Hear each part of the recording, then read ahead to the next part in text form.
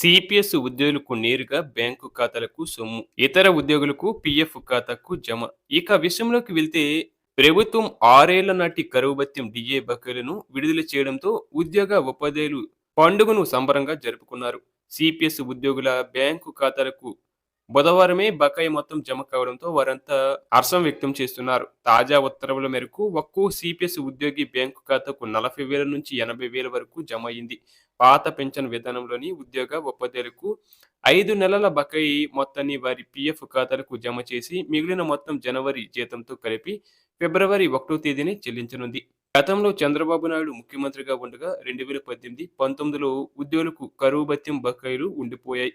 తర్వాత అధికారంలోకి వచ్చిన జగన్ విడతల వారీగా పాత బకాయిలను చెల్లిస్తామని హామీ ఇచ్చి ఈ మేరకు 2 జీవోలను జారీ చేశారు.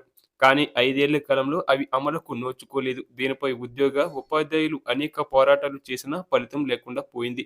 వేతన సవరణ అమలు చేసే సమయంలో 2020 నుంచి 2023 వరకు డిఏలను ఉద్యోగి మూల వేతనంలో కలపడం తప్ప 2018, 19 బకాయి డిఏలు విడుదల చేయలేదు. దీనికి తోడు సిపిఎస్ ఉద్యోగుల వేతనం నుంచి ప్రతి నెల కట్ చేసిన సొమ్ము సిపిఎస్ ఫండ్‌కు పంపకుండా జగన్ ప్రభుత్వం సొంత అవసరాలకు వాడుకుంది. అయితే 2014లో కూటమి ప్రభుత్వం అధికారంలోకి వచ్చిన తర్వాత సిపిఎస్ ఉద్యోగుల జీతాల నుంచి ప్రతి నెల కట్ చేసిన మొత్తం బకాయిలను జమ చేసింది. 16 నెలలుగా బకాయిలు లేవు. అయితే 2018, 19 డిఏ బకాయిలు విడుదల చేయాలని ఉద్యోగ, ఉపాధ్యాయ సంఘాలు విజ్ఞప్తి మేరకు సంక్రాంతి కానుకగా ఆ మొత్తాన్ని విడుదల చేసింది.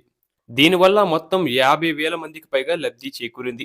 ఉమ్మడి జిల్లాలోని ఉద్యోగ, ఉపాధ్యాయులు, పోలీసులతో సహా సుమారు 50,000 మందికి పైగా ఉద్యోగులకు డిఏ బకాయిలు చెల్లించడంతో ప్రయోజనం చేకూరింది. సిపిఎస్ ఉద్యోగులకు మొత్తం బకాయిలు, పోలీసులకు సరెండర్ లీవ్ మొత్తం విడుదల చేయడంతో ఆయా వర్గాలు సంక్రాంతి పండుగను మరింత ఆనందంగా జరుపుకున్నారు.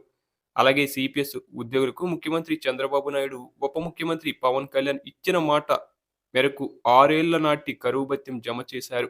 ఉద్యోగ, ఉపాధ్యాయుల హోదా మేరకు 40,000 నుంచి 80,000 వరకు జమ అయ్యాయి. సిపిఎస్ ఉద్యోగులకు ఈ ఏడాది సంక్రాంతి నిజమైన పండగ. జీతాల నుంచి కట్ చేసిన మొత్తం కూడా ప్రభుత్వం ఆయా ఖాతాలకు జమ చేసింది. బకాయిలు విడుదల చేసిన ముఖ్యమంత్రి గారికి సిపిఎస్ ఉపాధ్యాయుల రాష్ట్ర అధ్యక్షుడు రంగలి అప్పలరాజు ప్రత్యేక ధన్యవాదాలు తెలిపారు. ప్రభుత్వం ఒకేసారి కరువు భత్యం బకాయిలు విడుదల చేయడం ఉద్యోగ, ఉపాధ్యాయ వర్గాల్లో ఆనందం నింపింది. సిపిఎస్ ఉద్యోగుల బ్యాంకు ఖాతాలకు సొమ్ములు జమ చేసిన ప్రభుత్వం పాత పెన్షన్ విధానంలో ఉన్నవారి పిఎఫ్ ఖాతాలకు 5 నెలలు జమ చేసి 1 నెల బకాయి జనవరి జీతంతో చెల్లించనుంది.